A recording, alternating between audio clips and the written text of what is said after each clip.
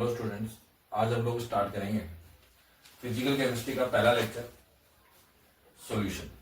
ठीक है, बायोमॉलिक्यूल हमने खत्म किया था लास्ट लेक्चर के अंदर। अब हम स्टार्ट करने जा रहे हैं फिजिकल केमिस्ट्री का बहुत ही इंपॉर्टेंट लेक्चर, जो कि अपना सॉल्यूशन। फिजिकल केमिस्ट्री का सबसे पहला टॉपिक है अपने पास सॉल्यूशन। काफी क्वेश्चन इसमें आते हैं, नीट के अंदर भी आते हैं और मिनिमम एक क्वेश्चन जरूर आता है। ठीक है, और बोर्ड्स के अंदर भी काफी इंपॉर्टेंट चैप्टर है, न्यूमेरिकल्स भी इस चैप्टर में से आते हैं। तो स्टार्ट करते हैं सॉल्यूशन। ठीक है, क्या होता है सॉल्यूशन? सबसे पहले सॉल्यूशन क्या होता है? सॉल्यूशन क्या है?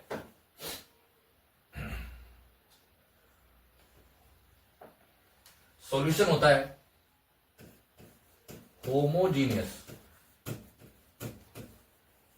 Homogeneous mixture of two or more substances,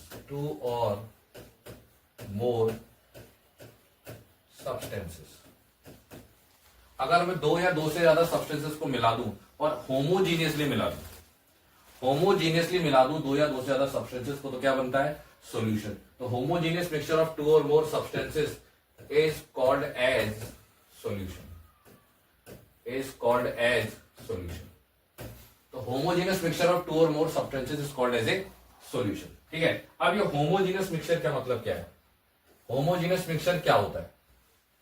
homogeneous mixture का क्या मतलब है? Mixture which has same composition through out, mixture which has same composition through out, यानी ऐसा मिक्सचर जिसका कंप्लीटली जो कंपोजिशन है वो कैसा होता है? सेम होता है। मतलब एक ही फिजिकल स्टेट है, चाहे वो सॉलिड हो, चाहे वो लिक्विड हो, चाहे वो गैस हो। मैं दो या दो से ज्यादा सब्सटेंस को मिला रहा हूं, अलग अलग फिजिकल स्टेट है, कोई दिक्कत नहीं है, लेकिन मिलाने के बाद अल्टीमेटली एक ही फिजिकल स्टेट अगर आ रही है तो उस मिक्सचर को हम क्या कहते हैं? Homogeneous mixture. ठीक है, और components of mixtures can't be seen by naked eyes. Components of solution, तो सॉल्यूशन बनता है can't be seen by naked eyes. मतलब हम उसे खुली आंखों से नहीं देख सकते, ठीक है। क्यों? क्योंकि जो कंपोनेंट्स होते हैं वो बहुत ही छोटे होते हैं। क्या साइज होता है? साइज होगा आपका लेस देन 1 नैनोमीटर। मतलब जो सॉल्यूशन होगा, उस सॉल्यूशन में जो कंपोनेंट्स होंगे, उन कंपोनेंट्स का जो साइज होगा वो होगा आपका लेस देन 1 नैनोमीटर।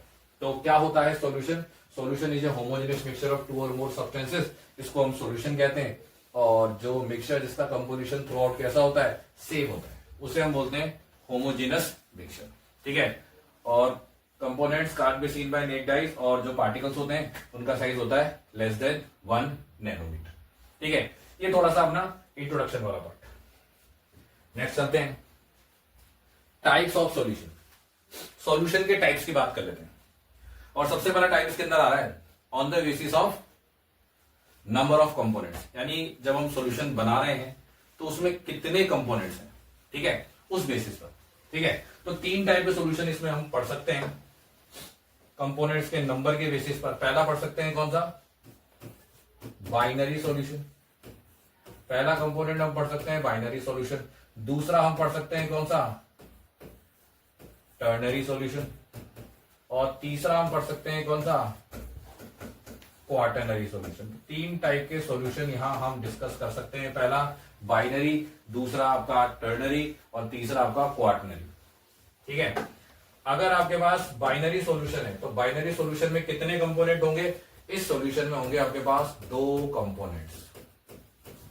अगर मान लीजिए मैंने पानी के अंदर मैंने मान लीजिए शुगर डिसॉल्व की है, तो मेरे पास कितने कंपोनेंट्स हैं? 2 कंपोनेंट्स हैं। तो 2 कंपोनेंट्स के सॉल्यूशन को क्या बोलूंगा मैं? Binary solution. और हम आगे पूरे चैप्टर में बाइनरी सॉल्यूशन ही पढ़ने वाले हैं, जिसमें हम 2 कंपोनेंट्स की स्टडी करेंगे। ठीक है, नेक्स्ट आपके पास में टर्नरी सॉल्यूशन। टर्नरी सॉल्यूशन क्या होता है? अगर किसी सॉल्यूशन के पास कितने कंपोनेंट है? 3 कंपोनेंट्स। अगर किसी सॉल्यूशन के पास कितने कंपोनेंट्स हैं? 3 कंपोनेंट्स हैं तो हम उसे बोलते हैं टर्नरी सॉल्यूशन। ठीक है, नेक्स्ट है अपने पास क्वाटरनरी सॉल्यूशन। क्वाटरनरी सॉल्यूशन क्या होता है? ऐसा सॉल्यूशन जिसमें 4 कंपोनेंट हो जाए। ठीक है, ऐसा सॉल्यूशन जिसमें 4 कंपोनेंट हो जाते हैं। अगर 4 कंपोनेंट वाला अगर आपके पास में कोई सॉल्यूशन है तो उसको हम क्या कहते हैं? उसको हम बोलते हैं क्वाटरनरी सॉल्यूशन। ठीक है, तो पहला हमने पढ़ा है टाइप्स ऑफ सॉल्यूशन। उसमें सबसे पहला पढ़ रहे हैं on the basis of number of components. उसमें हमने 3 टाइप के पढ़ लिए हैं, एक बाइनरी, एक टर्नरी और एक क्वाटरनरी। ठीक है, बाइनरी में 2 कंपोनेंट्स हैं, यही हमको आगे पढ़ना है। उसके बाद टर्नरी, टर्नरी में 3 कंपोनेंट्स होते हैं और आपका है क्वाटरनरी जिसमें आपके पास 4 कंपोनेंट होते हैं। ठीक है, नेक्स्ट चलते हैं on the basis of quantity of solute. On the basis of quantity of solute, solute की क्वांटिटी के बेसिस पर, सोल्यूट की क्वांटिटी के बेसिस पर हम बात कर लेते हैं क्वांटिटी ऑफ सोल्यूट। ठीक है, अब सोल्यूट की कितनी क्वांटिटी है उस बेसिस पर 2 टाइप के सॉल्यूशन अपने को पढ़ने हैं। 2 टाइप के सॉल्यूशन हम लोग पढ़ेंगे। पहला पढ़ेंगे कंसंट्रेट सॉल्यूशन, पहला हम पढ़ेंगे कंसंट्रेट सॉल्यूशन और दूसरा हम पढ़ेंगे डाइल्यूट सॉल्यूशन। पहला अपने पास कंसंट्रेट सॉल्यूशन और दूसरा कौन सा है? Dilute solution. अब कंसंट्रेट सॉल्यूशन क्या होता है, डाइल्यूट सॉल्यूशन क्या होता है? ठीक है, कंसंट्रेट सॉल्यूशन का मतलब क्या है? कंसंट्रेट सॉल्यूशन से मतलब क्या है? Quantity of solute, quantity of solute is higher in a given amount of solvent। क्या कहते हैं? in a given solvent। अगर आपके पास कोई गिवन सॉल्वेंट है, उसके अंदर अगर सॉल्यूट की क्वांटिटी हायर है, ठीक है, तो हम उसे बोलते हैं कंसंट्रेट सॉल्यूशन। ठीक है, सॉल्यूट की क्वांटिटी अगर हायर है तो उसे हम क्या बोलते हैं? Concentrate solution. ठीक है, और अगर सॉल्यूट की क्वांटिटी कम है, सॉल्वेंट के कंपैरिजन में अगर बात करें, अगर सॉल्यूट कम है तो हम उसे बोल देते हैं डाइल्यूट सॉल्यूशन। ठीक है, क्या बोल सकते हैं? Quantity of solute is lower in A given solvent, in A given solvent. अगर किसी गिवन सॉल्वेंट में सॉल्यूट की क्वांटिटी कम है तो वो सॉल्यूशन है आपका डाइल्यूट सॉल्यूशन, और अगर सॉल्यूट की क्वांटिटी हायर है तो वो कैसा है? आपका कंसंट्रेट सॉल्यूशन। 2 टाइप के सॉल्यूशन है, एक कंसंट्रेट है और एक कैसा है? डाइल्यूट है। ठीक है, किस बेसिस पर? On the basis of quantity of solute के बेसिस पर। ठीक है, बहुत ही इजी से टॉपिक्स है। अभी सबसे पहला टॉपिक्स हम बात कर रहे हैं टाइप्स की, बहुत इजी, आप इसको पढ़ सकते हैं बड़े आराम से। सॉल्यूशन हो गया, टाइप्स हो गए, 2 टाइप्स बता दिए। अब थोड़ा सा इसमें अपन पढ़ते हैं बाइनरी सॉल्यूशन, क्योंकि हमें बाइनरी सॉल्यूशन ही पढ़ना है। हमें कौन सा सॉल्यूशन पढ़ना है? बाइनरी सॉल्यूशन पढ़ना है। तो बाइनरी सॉल्यूशन की हम बात करेंगे। अब बाइनरी सॉल्यूशन, ये मेरे पास है बाइनरी सॉल्यूशन। ठीक है, बाइनरी सॉल्यूशन मैंने आपको बता दिया कितने कंपोनेंट पढ़ने हैं अपने को? 2 कंपोनेंट पढ़ने हैं। ऐसा सॉल्यूशन जिसमें 2 कंपोनेंट होते हैं उसको हम बोलते हैं बाइनरी सॉल्यूशन। और 2 कंपोनेंट कौन कौन से पढ़ने हैं? एक तो पढ़ना है आपको सॉल्यूट और एक पढ़ना है आपको सॉल्वेंट। ठीक है, सॉल्यूट और सॉल्वेंट। अब सॉल्यूट होता क्या है? अगर हम कोई सॉल्यूशन बना रहे हैं तो उसमें सॉल्यूट क्या हो और सॉल्वेंट क्या हो, बस यही आपको थोड़ा सा आइडेंटिफाई करना है। सबसे पहले आना चाहिए कि सॉल्यूट क्या हो और सॉल्वेंट क्या हो। ठीक है, बहुत ही इजीली इसको आप समझ सकते हैं। अगर कोई कंपोनेंट किसके अंदर हो? लेस क्वांटिटी में। अगर किसी सॉल्यूशन में अगर कोई कंपोनेंट लेस क्वांटिटी में है तो वो आपका है सॉल्यूट। अब आप बोलोगे कि सर क्वांटिटी कैसे पहचाने? क्वांटिटी से मतलब क्या होना चाहिए? क्वांटिटी से मतलब होना चाहिए उसका मास कम हो। अगर मास दे रखा है तो मास कम होना चाहिए, वॉल्यूम दे रखा है तो उसका वॉल्यूम कम होना चाहिए, और अगर मोल्स के बेसिस पे देखना चाहो तो उसके मोल्स भी क्या होने चाहिए? कम होने चाहिए। ठीक है ना? तो ऐसा कंपोनेंट, किसी सॉल्यूशन का ऐसा कंपोनेंट जिसमें या तो उसका मास कम हो, या उसके वॉल्यूम कम हो, या उसका मोल्स कम हो। ठीक है, ये तीनों चीजें अगर कम है तो इसका मतलब वो कंपोनेंट आपका क्या है? सॉल्यूट है। और अगर हम बात करें सॉल्वेंट की, तो सॉल्वेंट कैसा होता है, सॉल्वेंट कैसा होता है, सॉल्वेंट होता है आपका हायर क्वांटिटी में। अगर किसी सॉल्यूशन कोई बना रहे हैं, अपन सॉल्यूशन बना रहे हैं और उसमें कोई कंपोनेंट अगर आपका हायर क्वांटिटी में है तो वो आपका क्या है, सॉल्वेंट है। हायर क्वांटिटी से मेरा मतलब क्या है, हायर क्वांटिटी से मेरा मतलब है या तो मास ज्यादा हो, या आपका वॉल्यूम ज्यादा हो, या आपका मोल्स ज्यादा हो। ये सारी चीजें, अगर तीन चीजें जो है मास, वॉल्यूम एंड मोल्स, ये तीनों चीजें आपको डिसाइड करके बता देंगी कि कंपोनेंट में सॉल्यूट कौन है और सॉल्वेंट कौन है। ठीक है ना, ठीक है। मास, मोल्स एंड वॉल्यूम, तीन चीजों से आप बता दोगे। क्या एक बहुत ही सिंपल सी चीज है कि जो घुल रहा है, जो कंपोनेंट आपका डिसॉल्व हो रहा है वो तो क्या है, सॉल्यूट, और जिस मीडियम में डिसॉल्व हो रहा है वो क्या है आपका सॉल्वेंट। और सॉल्यूट और सॉल्वेंट को मिला दें, या लिख देते हैं सॉल्यूट और सॉल्वेंट को मिला देते हैं तो आपको पता ही है क्या बन जाता है, सॉल्यूट और सॉल्वेंट को मिला देते हैं तो क्या बन जाता है, तो आपके पास बन जाता है सॉल्यूशन। सॉल्यूट और सॉल्वेंट को मिला देते हैं तो आपके पास क्या बन जाता है, सॉल्यूशन। ठीक है ना, तो ये बाइनरी सॉल्यूशन जिसमें दो कंपोनेंट है, एक तो सॉल्यूट है और एक क्या है आपका सॉल्वेंट है। ठीक है, नेक्स्ट आ जाते हैं on the basis of physical state. Next आ जाते हैं on the basis of physical state. अब फिजिकल स्टेट के बेसिस पर सॉल्यूशन के टाइप्स देख रहे हैं। अब सॉल्यूशन की फिजिकल स्टेट को कौन डिसाइड करता है, फिजिकल स्टेट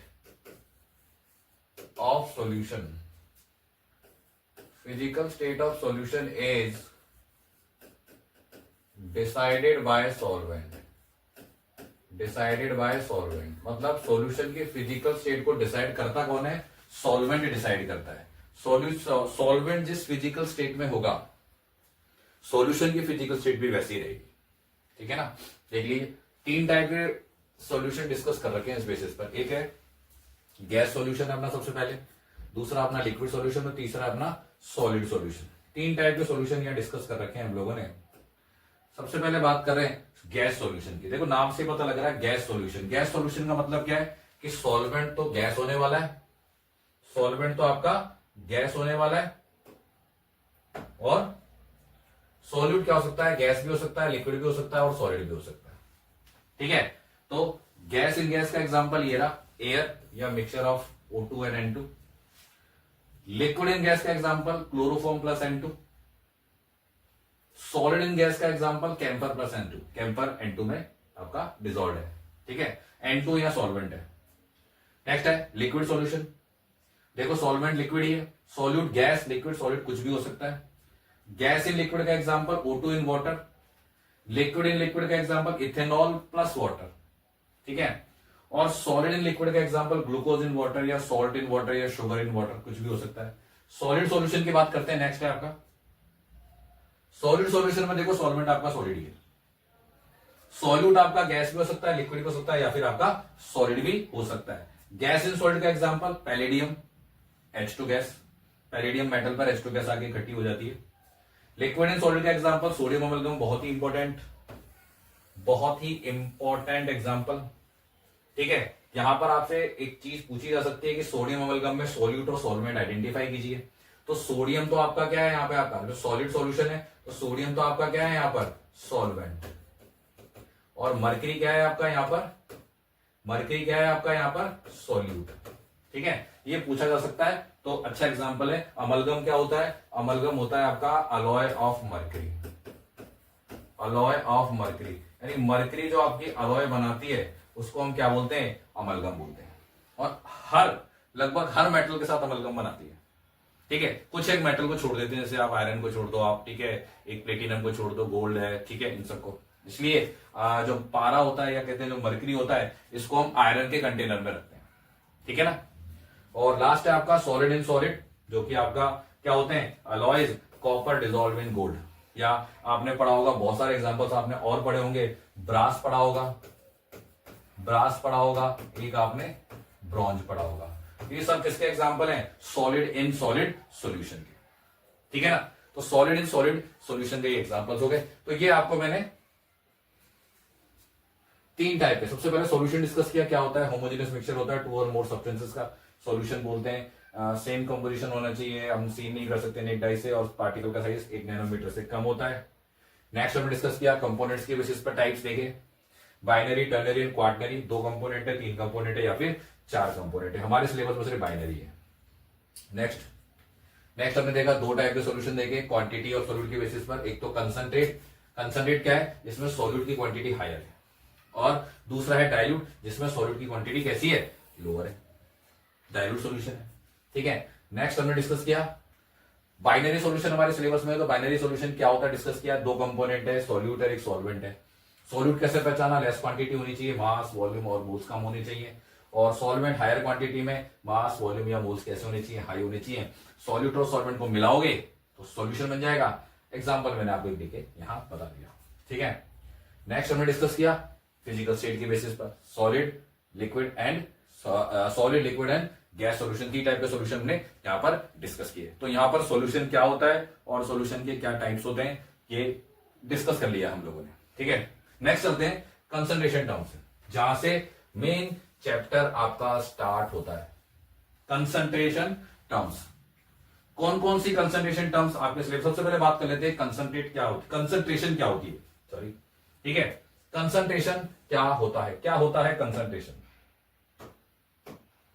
कंसंट्रेशन से मतलब है amount of solute, amount of solute dissolved in given amount of solvent, यानी किसी सॉल्वेंट में या किसी सॉल्यूशन में कितना अमाउंट सॉल्यूट का घुला हुआ है, उसे हम कहते हैं उस सॉल्यूशन की कंसंट्रेशन। मतलब सॉल्यूट कितना घुला हुआ है किसी सॉल्वेंट के अंदर, उसी को हम क्या कहते हैं, उसकी कंसंट्रेशन। ठीक है, अब कौन कौन सी कंसंट्रेशन टर्म्स हमको यहां पढ़नी है। ठीक है, कुछ एक कंसंट्रेशन टर्म्स आपको पढ़नी है। सबसे पहले हमको पढ़नी है मास बाय मास या परसेंटेज डब्ल्यू बाय डब्ल्यू, या हम कहते हैं मास बाय मास। एक आपको ये वाली पढ़नी है, एक पढ़नी है आपको मास बाय वॉल्यूम, या क्या बोलते हैं इसको, मास बाय वॉल्यूम। एक आपको ये पढ़नी है, ये वॉल्यूम है। ठीक है, तीसरी हमको पढ़नी है, पढ़ सकते हैं वॉल्यूम बाय मास भी होता है एक, वॉल्यूम बाय मास। ठीक है, कौन सी होती है, वॉल्यूम बाय मास। ठीक है, या वॉल्यूम बाय मास। ठीक है, चौथी हमको पढ़नी है परसेंटेज वी बाय वी, या आप इसको क्या बोल सकते हैं, वॉल्यूम बाय वॉल्यूम। ये हमको चौथी पढ़नी है टर्म। ठीक है, इसके बाद फ्रैक्शन टर्म्स पढ़नी है, फ्रैक्शन टर्म पढ़नी है, जिसमें हमको पढ़ना है कौन सा, फ्रैक्शन टर्म्स हमको पढ़नी है। सारी फ्रैक्शन टर्म्स डिस्कस करेंगे। फ्रैक्शन टर्म्स में आपकी कौन कौन सी आ सकती हैं, मोल फ्रैक्शन आ सकता है, ठीक है ना, आपका मास फ्रैक्शन आ सकता है, वॉल्यूम फ्रैक्शन आ सकता है। ठीक है, फ्रैक्शन टर्म्स पढ़नी है। ठीक है, फ्रैक्शन टर्म से पहले हम पढ़ लेंगे पीपीएम या और पीपीवी, पीपीएम या पीपीवी, पार्ट्स पर बिलियन और पार्ट्स पर बिलियन, पार्ट्स पर मिलियन एंड पार्ट्स पर बिलियन, 2 टर्म ये पढ़नी है अपने को। ठीक है, इसको अपन 6 लिख देते हैं। ठीक है, ये आपको फ्रैक्शन टर्म पढ़नी है। 7th जो मेनली हमको पढ़नी है वो है आपकी मोलैरिटी, मोलैरिटी। 8 टर्म आपको पढ़नी है, कौन सी, मोलैलिटी। 9th टर्म आपको पढ़नी है नॉर्मेलिटी, भी डिस्कस करेंगे नॉर्मेलिटी क्या होती है, नॉर्मेलिटी क्या होती है। और लास्ट टर्म जो हम डिस्कस करेंगे फॉर्मेलिटी, ज्यादा कुछ नहीं है लेकिन पढ़नी पड़ेगी। ये 10 टर्म्स मैं डिस्कस करूंगा पूरी आपको। ठीक है ना, mass by mass, mass by volume, volume by mass, volume by volume, ppm, PPV, fraction terms, molarity, molality, normality and formality, ये सारी टर्म्स हम लोग डिस्कस करेंगे।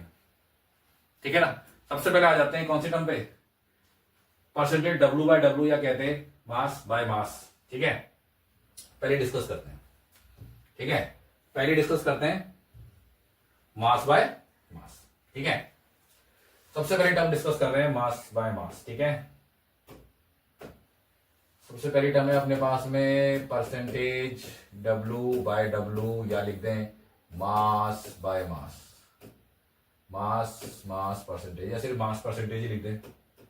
एक ही बात है, मास परसेंटेज, ठीक है ना।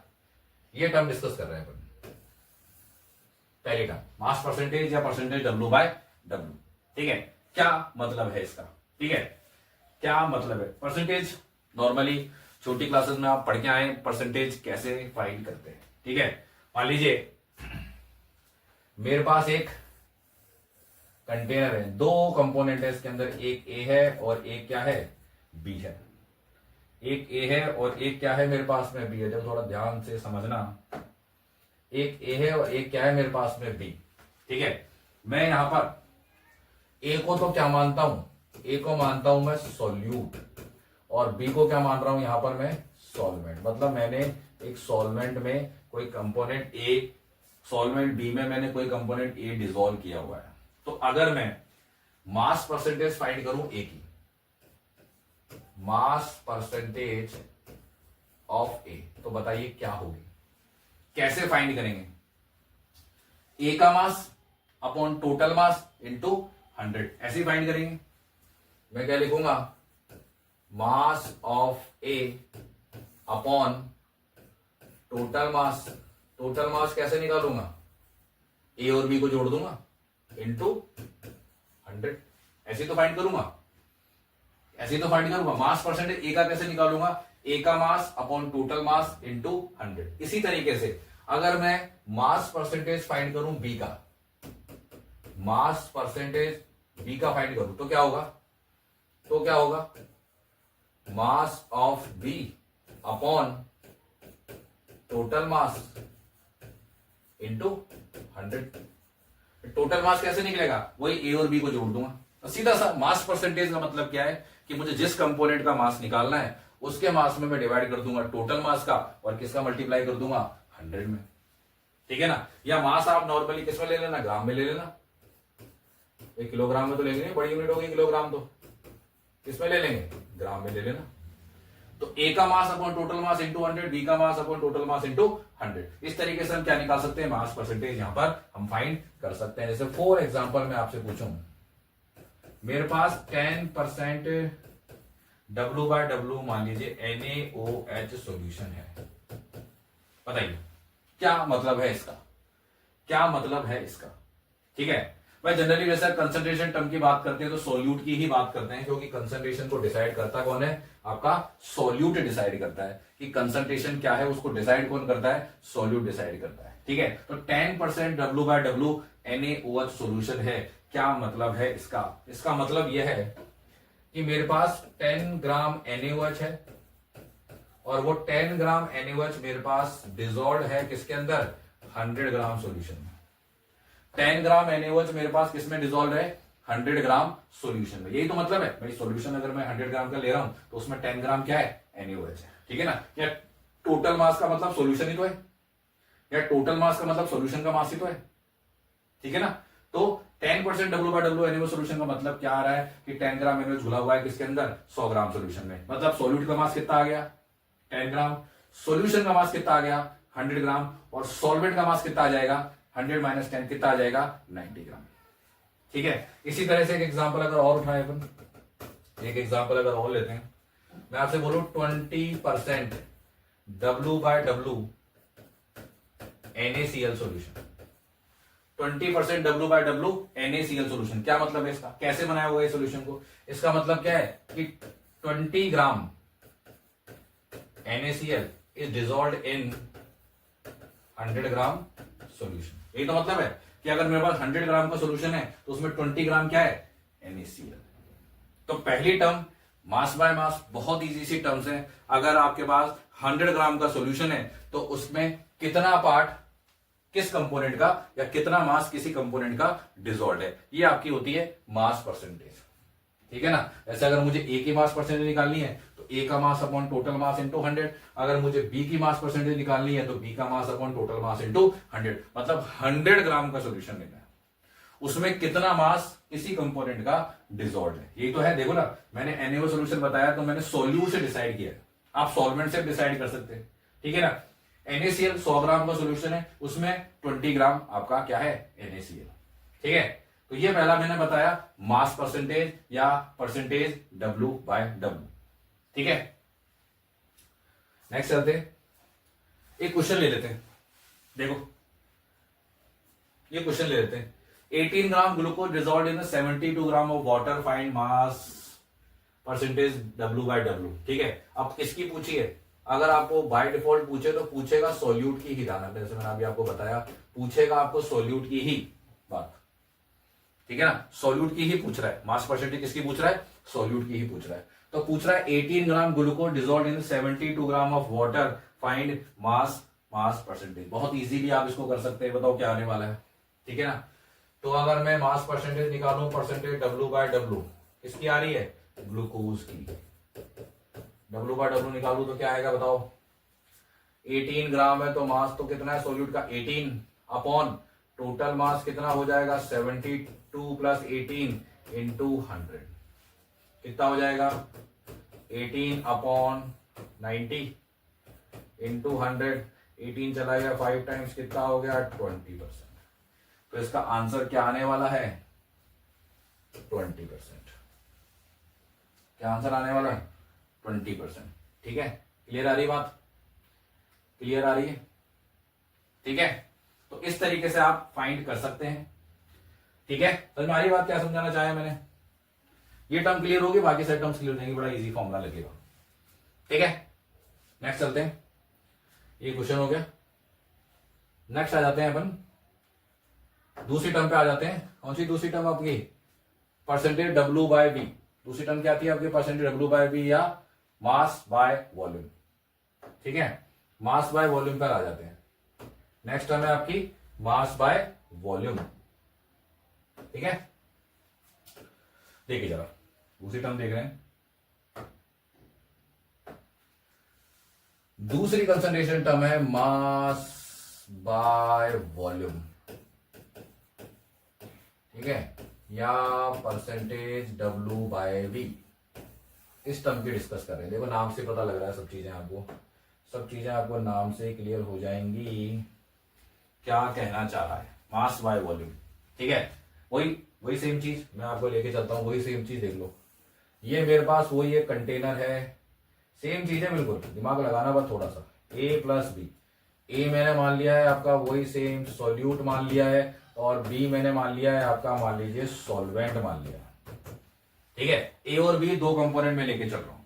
ठीक है, अब मुझे अगर मास बाय वॉल्यूम निकालना है, अगर मुझे मास बाय वॉल्यूम निकालना है, किसका निकालना है? पहले सॉल्यूट का। या सॉल्यूट ना लिख के मैं सिर्फ क्या लिख दूं? सिर्फ ए लिख दूं, तो बताओ क्या होने वाला है? ठीक है, क्या होने वाला है? मास ऑफ किसका? सॉल्यूट का, अपॉन टोटल वॉल्यूम। क्या लेना पड़ेगा? Total volume into 100। Mass of solute upon total volume. अब भाई मुझे मास बाय वॉल्यूम का मतलब क्या है? कि टोटल वॉल्यूम है 100 ml वॉल्यूम है, उसमें कितना मास सॉल्यूट का घुला हुआ, यही तो मतलब है ना परसेंटेज W/V का। W/V का मतलब क्या है? कि टोटल वॉल्यूम अगर मेरे पास 100 ml है तो उसमें कितना मास सॉल्यूट का घुला हुआ है। यहां टोटल वॉल्यूम में ले लूं किसमें? ml में, और यहां मास में ले लूं किसमें? ग्राम में। और इसी तरीके से मैं अगर बी का फाइंड करूं, वैसे तो सॉल्यूट का ही निकालना होता है आपको। ठीक है, लेकिन अगर आप सॉल्वेंट का भी निकालना चाहे तो आराम से निकाल सकते हैं। देखिए मास बाय वॉल्यूम अगर मैं बी का निकालूं तो कैसे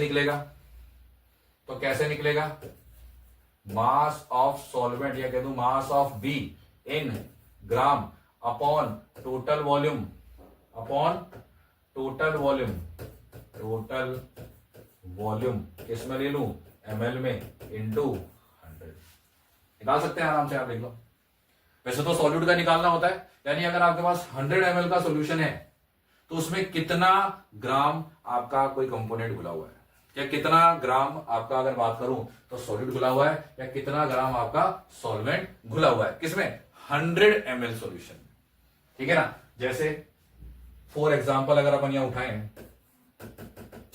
मैं आपसे बोलूं 10% W/V NaCl सॉल्यूशन, बताओ क्या मतलब है इसका? 10% W/V NaCl सॉल्यूशन, क्या मतलब है इसका?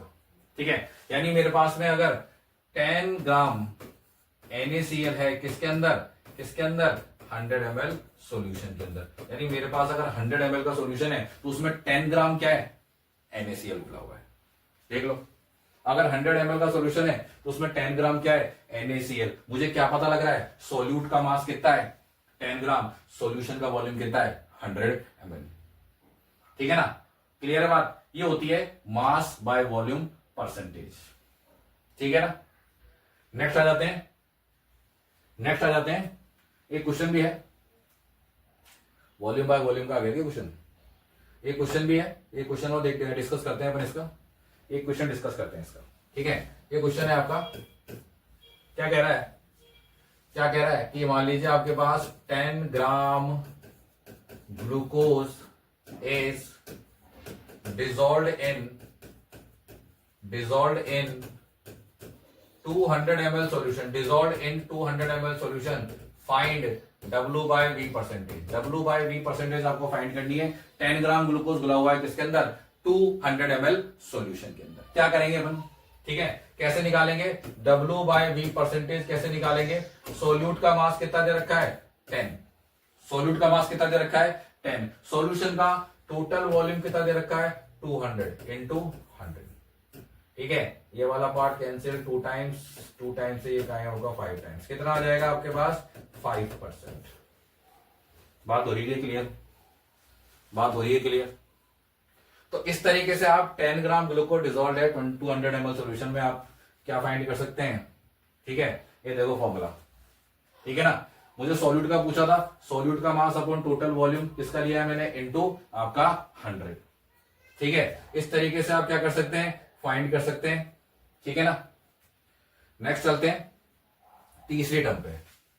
तीसरी हमने मास बाय वॉल्यूम डिस्कस कर दिया, अब है वॉल्यूम बाय मास। अगर आपसे इस तरीके से पूछ लिया जाए वॉल्यूम बाय मास या परसेंटेज V बाय W, ठीक है, क्या मतलब है इसका, क्या मतलब है इसका। अब वही चीज है, आपने वॉल्यूम ऊपर ले लिया है, मास नीचे ले लिया है, वही दो कंपोनेंट है मेरे पास में, वही दो कंपोनेंट है मेरे पास में, एक तो A है और दूसरा क्या है B है। मैं अगर परसेंटेज V बाय W निकालूं, किसकी निकालूं मैं, A की, तो बताओ क्या हो जाएगा। तो मेरे पास अब हो जाएगा वॉल्यूम ऑफ A, किसमें लूं मैं, ml में, अपॉन टोटल मास इनटू 100। वही सेम चीज है, देखो यहाँ टोटल मास किस में लोगे आप, ग्राम में। इसी तरीके से मैं अगर परसेंटेज V बाय W निकालूं, किसकी, B की, तो क्या हो जाएगा मेरे पास बताइए, वॉल्यूम ऑफ B किसमें, ml में, अपॉन टोटल मास किसमें, ग्राम में, इनटू 100। ये फॉर्मूला हो जाएगा। ये दो फॉर्मूले आ गए, बहुत इजी से फॉर्मूले है, बहुत इजी फॉर्मूले है। जो चीज आपसे पूछ रहा है और जो चीज आपको दे रखी है वही सेम चीज है, वही परसेंटेज फाइंड करना है, 100 से मल्टीप्लाई करना है। जैसे अगर आपसे फॉर एग्जांपल मैं आपसे पूछूं 10% W by V, W by V नहीं, अब यहाँ V बाय W है, V बाय W आपके पास है मान लीजिए HCl सॉल्यूशन। क्या मतलब है इसका, 10% V by W HCl solution, क्या मतलब है इसका। इसका सीधा सीधा सा मतलब है कि आपके पास 10 ml HCl है, किसमें घुला हुआ है, 100 ग्राम सॉल्यूशन में। 10% V by W HCl solution का मतलब क्या है कि आपका 10 ml HCl किसमें घुला हुआ है, 100 ग्राम सॉल्यूशन के अंदर। ठीक है, बड़े इजी से फॉर्मूलाज हैं इसके, बहुत इजी है, आराम से आप इसको तैयार कर सकते हैं। ठीक है, बहुत इजीली आप इसको तैयार कर सकते हैं। ठीक है, सबसे पहले हो गया अपने पास में, चौथी टर्म पे आ जाते हैं अपन। 3 टर्म डिस्कस हो गई हैं, कौन कौन सी, मास बाय मास, आपका मास बाय वॉल्यूम और वॉल्यूम बाय मास। ठीक है, 3 टर्म हो गई है। 4 टर्म पे आ जाते हैं अपन। 4 टर्म है आपके पास वॉल्यूम बाय वॉल्यूम, भैया इंपॉर्टेंट टर्म है ये भी, वॉल्यूम बाय वॉल्यूम, या क्या लिखते हैं, percentage V by V, percentage V by V, volume by volume, या कह सकते हैं इसको, क्या कह सकते हैं इसको। ठीक है, ये वॉल्यूम बाय वॉल्यूम। ठीक है, अब दोनों का ही वॉल्यूम ले लेना है, अब दोनों का क्या ले लेना है, वॉल्यूम। वही सेम चीज, मेरे पास एक कंटेनर है, एक कंटेनर ए और बी, दो कंपोनेंट हैं। अगर मैं वॉल्यूम परसेंटेज निकालूं या कह दूं परसेंटेज वॉल्यूम बाय वॉल्यूम, किसके निकालूं मैं, एक ही सॉल्यूट के निकालूं मैं, तो क्या हो जाएगा, volume by volume of A ml में अपॉन टोटल वॉल्यूम इसमें ml में into 100, volume of A upon total volume in ml into 100। इस तरह से आप वॉल्यूम बाय वॉल्यूम परसेंटेज निकाल लेंगे। और इसी तरीके से अगर मुझे निकालना है वॉल्यूम बाय वॉल्यूम किसका निकालना है, बी का, तो कैसे निकालूंगा, वॉल्यूम ऑफ बी ml में अपॉन टोटल वॉल्यूम किसमें, ml में इनटू 100। इस तरीके से मैं वॉल्यूम बाय वॉल्यूम परसेंटेज यहां फाइंड कर सकता हूं, ठीक है ना। वही सेम सीन है, 100 ml अगर वॉल्यूम है सॉल्यूशन का, तो उसमें कितना वॉल्यूम कोई कंपोनेंट का घुला हुआ है। वैसे जनरली मैं आपको फिर बताता हुआ चल रहा हूं कि हम सॉल्यूट की ही बात करेंगे। ए आपका सॉल्यूट है तो ए की ही हम बात यहां करेंगे। जैसे क्वेश्चन भी दिया हुआ है, आपको दे रखा है 10% V बाय वी, मान लीजिए आपको दे रखा है H2SO4 सॉल्यूशन। बताइए क्या मतलब है इसका, कैसे बनाया गया होगा इसको, ठीक है, कैसे बनाया हुआ होगा इसको कैसे बनाया होगा, इसको बनाया होगा अपने पास 10 ml H2SO4 को डिसॉल्व किया गया होगा किसके अंदर, 100 ml सॉल्यूशन के अंदर। 10 ml H2SO4 किस में डाला गया होगा, 100 ml सॉल्यूशन में डाला गया होगा, ठीक है ना। तो 10 ml H2SO4 is dissolved in the 100 ml solution, ठीक है। ये हो जाएगी आपकी वॉल्यूम बाय वॉल्यूम परसेंटेज आपका, ठीक है ना। देख लीजिए बहुत इजी फॉर्मूला है, वही इजी फॉर्मूला है। परसेंटेज आप पढ़ते आए हैं, बहुत पहले भी आपने परसेंटेज पढ़े हुए हैं, वही सेम परसेंटेज है। मान लीजिए आपकी जो भी परसेंटेज है, आप 11th क्लास में अगर आपकी मान लीजिए टोटल मार्क्स आपका जो भी है उसमें आपसे पूछा जाए कि बताइए फिजिक्स में कितना % मार्क्स है आपका, तो कैसे निकालेंगे आप, फिजिक्स का marks upon total marks into 100, इसी तरीके से निकालेंगे। तो वही सेम सीन है, ठीक है ना। यहाँ 100 में ही निकालनी है आपको। देख लीजिए टोटल मार्क्स आपको या टोटल जो भी चीज है वो आपको 100 ही लेना है, ठीक है ना। टोटल आपको 100 ही लेना है। वॉल्यूम बाय वॉल्यूम परसेंटेज आपके पास ये बता दिया। अब इसका एक क्वेश्चन देख लेते हैं ना अपन, एक क्वेश्चन देख लेते हैं इसका। यार 2 क्वेश्चन है। 6 ml ethanol is dissolved in 60 ml water. 6 ml ethanol है आपका और 60 ml वाटर में घुला हुआ है। आपसे वॉल्यूम बाय वॉल्यूम परसेंटेज पूछ रहा है। बताइए 2 क्वेश्चन है आप लोगों के लिए, कैसे कर रहे हैं। सीधा सा फॉर्मूला लग रहा है, ठीक है। देखिए क्या फॉर्मूला है, परसेंटेज V बाय V, ठीक है। वॉल्यूम परसेंटेज पूछ रहा है आपसे। सॉल्यूट एक कंपोनेंट आपका इथेनॉल है, एक कंपोनेंट आपका वाटर है, किसका पूछ रहा है। अब फाइंड % अपॉन V, तो बाय डिफॉल्ट आपसे सॉल्यूट का ही पूछेगा, ये ध्यान रखना, आपसे सॉल्यूट का ही पूछेगा। सॉल्यूट यहाँ आपको इथेनॉल लग रहा है, तो इथेनॉल का क्या वॉल्यूम बाय वॉल्यूम परसेंटेज होगा, ये पूछ रहा है। कैसे करेंगे, सॉल्यूट कितना है आपके पास, यहाँ 6 है, अपॉन टोटल वॉल्यूम कितना है 60 प्लस 6 है, इंटू किससे कर देना है 100 से। क्या हो जाएगा 6 अपॉन 66 इंटू 100, कितना हो जाएगा आपके पास में 6 अपॉन 66 कितना हो जाएगा 11, 100 अपॉन 11, ठीक है। 9 पॉइंट कुछ आ जाएगा, 9.09% कुछ आ जाएगा, जो आपका ये रहा आंसर, ठीक है। इस तरीके से आप volume by volume percentage find कर सकते हैं। नेक्स्ट क्वेश्चन पे आ जाते हैं। 35% V by V थियोनीन glycol is used in the radiators of car engine. Car engine के रेडिएटर में काम आता है, अभी बताएंगे अभी, ठीक है। Find volume of water in ml, और वाटर का वॉल्यूम पूछा है ml के अंदर, ठीक है। बड़ा इजी है, बताइए क्या होगा। 35% V by V का मतलब क्या है, 35% V by V का मतलब क्या है। 35% V by V का मतलब है यहां पर सीधा सीधा सा कि 35 ml इथाइलिन ग्लाइकोल जो है वो आपका घुला हुआ है किसके अंदर 100 ml सॉल्यूशन में। सॉल्यूशन का दे रखा है 100 ml और सॉल्यूट दे रखा है आपको 35 ml। तो बताइए कितना सॉल्वेंट बचा भैया। सॉल्वेंट कौन है? वाटर। बाय डिफॉल्ट वाटर ही होता है सॉल्वेंट, जब तक आपको बोला नहीं जाएगा। तो कितना हो जाएगा? 65 ml। 65 ml आपका आंसर आ जाएगा यहाँ पे। क्लियर आ रही है? ये दोनों क्वेश्चंस क्लियर हो रहे हैं आपको? तो 4 टर्म्स हम लोगों ने डिस्कस किए हैं, mass by mass, mass by volume, volume by mass, ठीक है, और वॉल्यूम बाय वॉल्यूम, ठीक है, वॉल्यूम बाय वॉल्यूम डिस्कस हो चुकी है, डिस्कस हो चुकी है। नेक्स्ट हम डिस्कस कर रहे हैं पीपीएम। नेक्स्ट हम डिस्कस कर रहे हैं कौन सी? 3-4 टर्म हो गई, फिफ्थ में आपकी पीपीएम। पीपीएम और पीपीवी दोनों ही बता देंगे। पीपीएम शॉर्ट में लिखते हैं पार्ट्स, शॉर्ट में तो क्या, शॉर्ट में तो लिख दिए, इसको थोड़ा सा एलैबोरेट करके लिखते हैं पार्ट्स पर मिलियन। इसको लिखते हैं पार्ट्स पर मिलियन। नाम से पता लग रहा है, नाम से ही पता लग रहा है। यानी 1 मिलियन पार्ट ले लूं मैं किसका? सॉल्यूशन का, तो उसमें कितने पार्ट आपका कोई कंपोनेंट घुला हुआ है, कितना पार्ट आपका कंपोनेंट घुला हुआ है, ठीक है ना?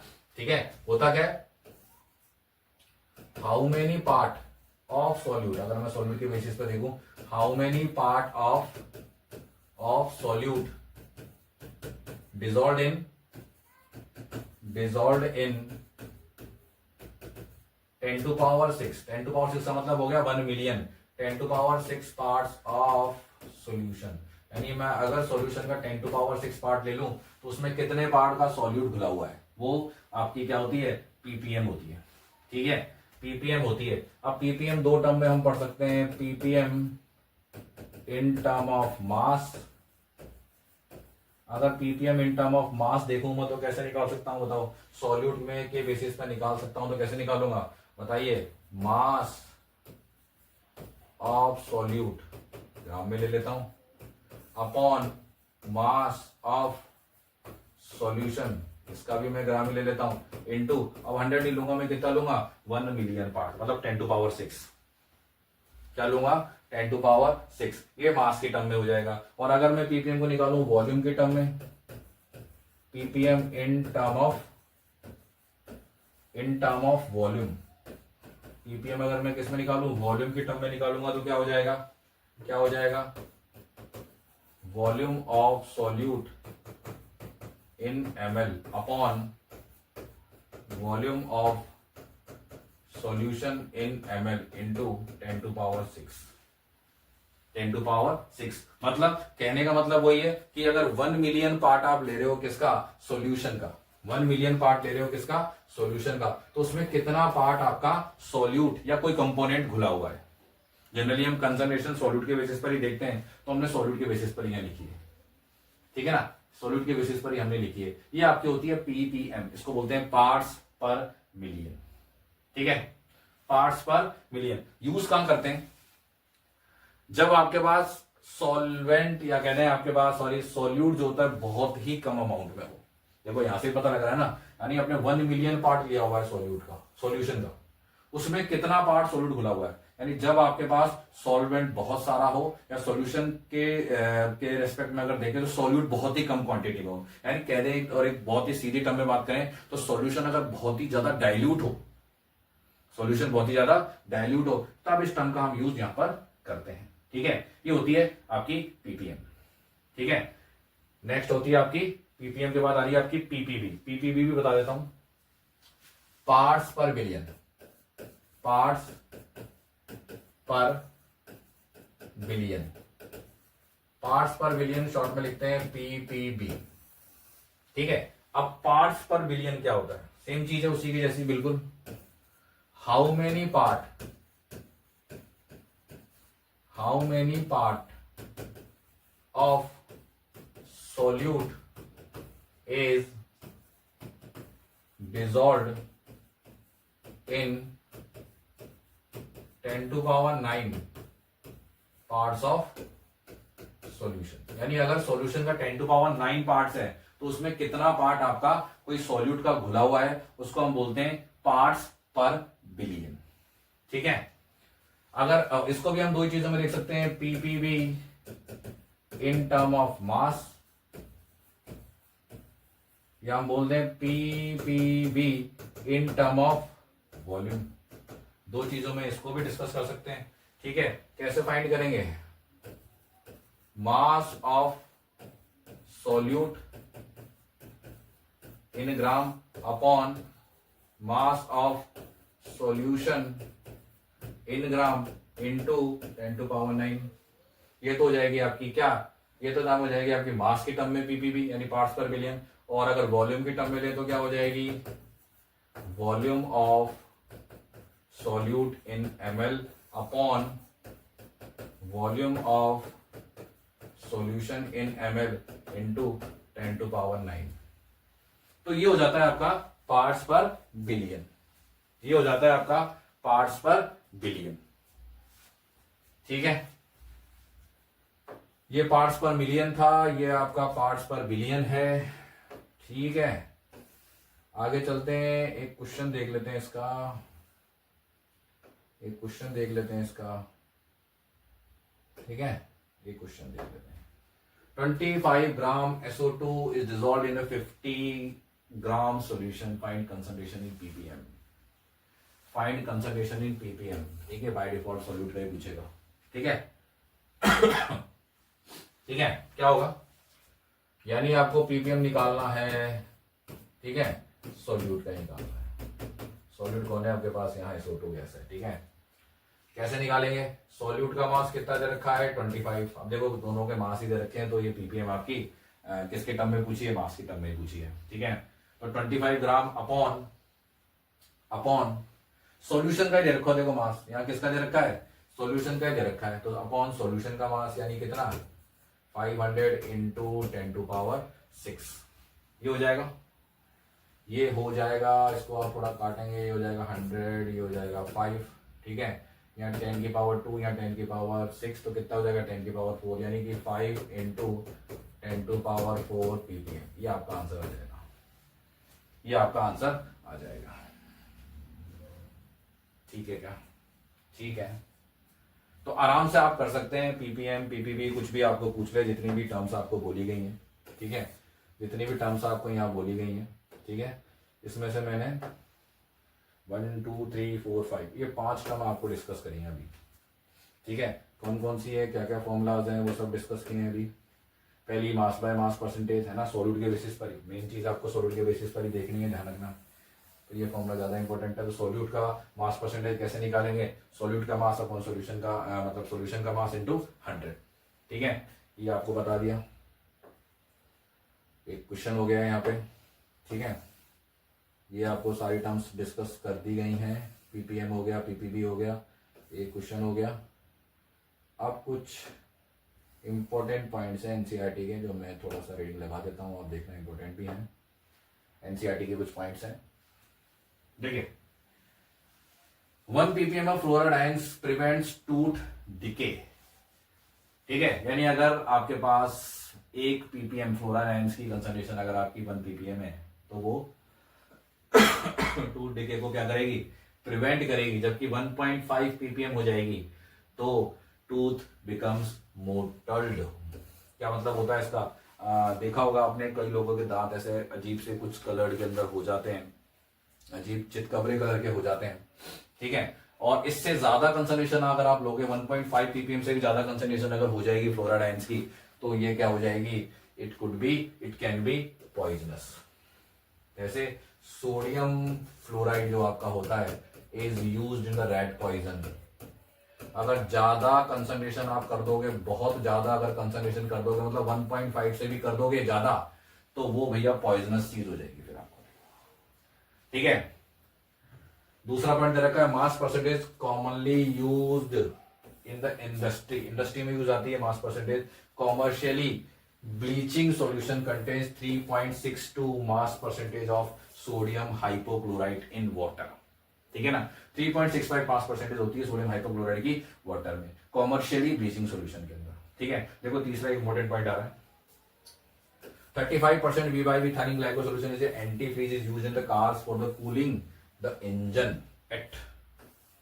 यानी क्या करता है? ये होता है थायनिल ग्लाइकोल का 35% VYB जो सॉल्यूशन होता है वो एक एंटी फ्रीज सॉल्यूशन होता है, मतलब एक एंटी फ्रीज की तरह काम करता है। तो आप देखते हैं तो ये कूलिंग की तरह काम करता है, इंजन को कूल करने का काम करता है। मतलब क्या करता है, सॉल्यूशन का जो फ्रीजिंग पॉइंट है या कहते हैं जो फ्रीजिंग पॉइंट है उसे क्या कर देता है, कम कर देता है, जिसको आगे डिस्कस भी करेंगे हम आगे कंसर्न जब अभी कॉलिगेटिव प्रॉपर्टी पढ़ेंगे तो वहां डिस्कस भी करेंगे। At this concentration the anti freeze lowers the freezing point of water, water के फ्रीजिंग पॉइंट को कम कर देता है, ठीक है ना, वाटर की फ्रीजिंग पॉइंट को क्या कर देता है, कम कर देता है। कितना कम कर देता है, माइनस के 17.6 डिग्री सेल्सियस तक, यानी 255.4 केल्विन, ठीक है, इतना कम कर देता है वाटर के किसको, फ्रीजिंग पॉइंट को, ठीक है, ठीक है। ये कुछ पॉइंट्स है इंपॉर्टेंट। एक और है, अ litre of water contains about 6 into 10⁻³ gram of dissolved oxygen. Dissolve इतनी ग्राम ऑक्सीजन डिजॉल्व होती है 1 लीटर ऑफ वाटर के अंदर, ठीक है।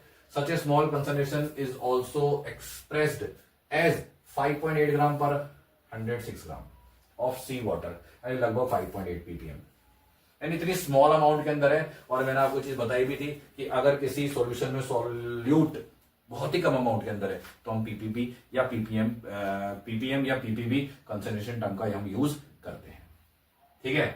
और देखिए बता भी रखा है, concentration of pollutants in water और एटमोस्फेयर में भी बात होती है, is expressed in term of ppm या माइक्रोग्राम पर मिलीलीटर के अंदर, ठीक है। तो ये चीजें आज हम लोगों ने डिस्कस की है। नेक्स्ट हम आपके पास डिस्कस कर रहे हैं फ्रैक्शन टर्म्स। नेक्स्ट हम बात करेंगे फ्रैक्शन टर्म्स की।